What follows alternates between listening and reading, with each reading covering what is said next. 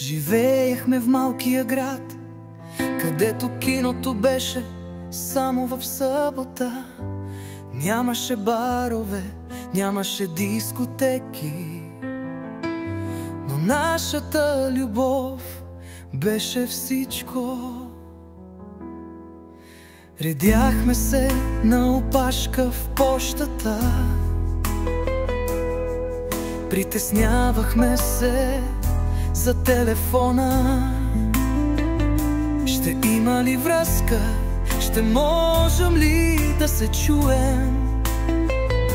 Това беше нашето голямо приключение. И мечтаехме за любовта, мечтаехме за нещата от живота.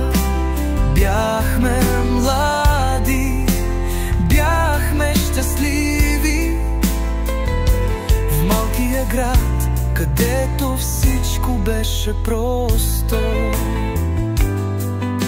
Срещахме се в библиотеката, разменяхме си книги и погледи.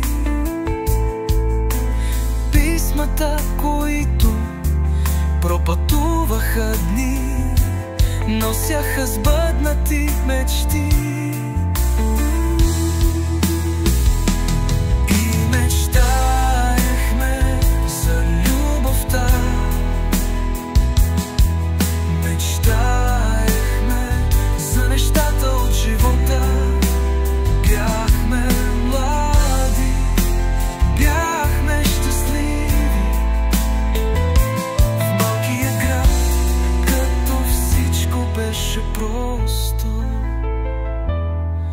А сега мечтите ни пътуват назад във времето, като филм се прожектират. Спомените са ни живи и ясни, в сърцата ни завинаги ще останат.